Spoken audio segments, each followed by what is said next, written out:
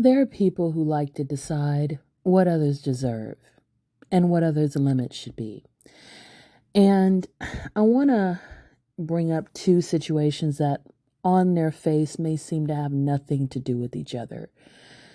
Several years ago, Colin Kaepernick took a knee, and there was a commenter who said that he should shut up and run the ball.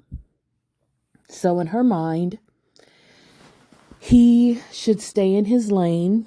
He should be grateful for his millions, and he shouldn't make a political statement because he has a better life than most people. He has a better life than most minorities.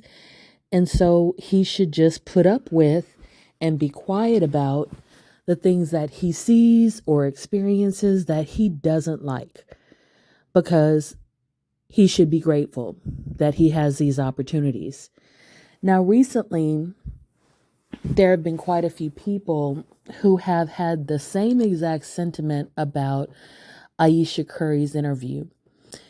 Many of them didn't watch the full podcast. Many of them saw a clip, and they got triggered because she has the life that many people would enjoy without complaint, they think.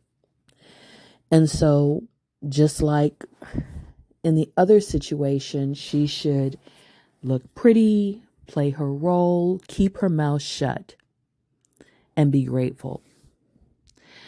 But see, in both situations, it's denying that person's humanity and their ability to be a total person. I am sure that Colin Kaepernick is grateful for the opportunities he has. And he's also worked very hard to have the opportunities that he had at that time. The same thing with Ayesha Curry. I'm sure she's very grateful. And she, in her own way, worked, from the time she was 3 years old as an actress, and in other fields, as a chef. So she honed her skill set as well. But the thing is, they're whole people. They have the right to have opinions. They have the right to have lived experiences. They have the right to see things in their lives that they want to talk about, whether it is a political injustice or whether it's a personal situation. And with Ayesha Curry, what she's saying isn't something that is unique to her. There are a lot of women who got married very young, before their prefrontal lobe was fully developed, and they didn't know who they were completely. They didn't know what their limits were. They hadn't tried all the goals and dreams that they had, and they put those things on the back burner to be a wife, to be a mom. Now, there's a lot of people that could say, yes, she has so many opportunities to still do those things, and that's true. But once you become a wife and once you become a mom, the way that you live your life is different, because now you have people depending on you, and there comes a lot of judgment from family, from friends, from strangers about what you do as a mom and what you do as a wife. That's not the same kind of judgment that you get as a single person.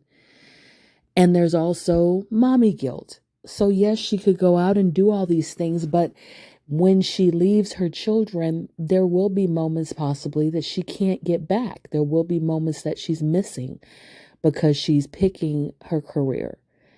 And there could be the situation where the two of them, the husband and wife, agreed that she would, play this role of a single mom.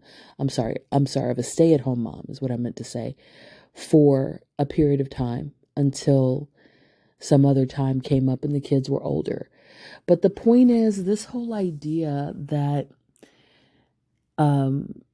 groups in power, whether it's patriarchy, whether it's YT supremacy, whether it's misogyny, this whole narrative that you need to just be grateful and you need to keep your mouth shut and you need to serve in whatever capacity that you've been given the opportunity to serve, whether it's an entertainer or a professional sports player or a stay-at-home mom and wife, that all you should be doing if you have certain privileges is keeping your mouth shut and being grateful is really reducing people down to roles and caricatures and not full human beings, because full human beings have a range of emotions and have different priorities, and they can have conflicting feelings even when they're happy, even when they're satisfied, even when they're grateful, even when they chose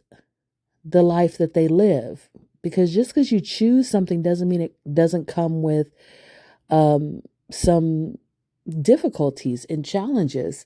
Just because you choose something doesn't mean that you don't realize later how much you sacrificed or how differently things turned out than what you expected.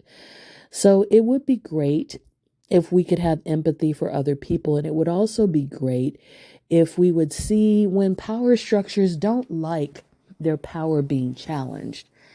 And when society has tried to put people in boxes, stay at home moms and wives should act like this. And especially if they're married to someone rich, and they should never have opinions that might be unpopular or, not politically correct. And same thing with, athletes. They should act like this and not have opinions that their owners or that other people in society might not like. People still have brains regardless of what choices they've made, and they still have feelings and they still have desires and goals. Those things don't go out the window when you decide to be an athlete or a wife or a mom. They don't leave you. They still are part of you. And so, some food for thought. May you walk in synergy.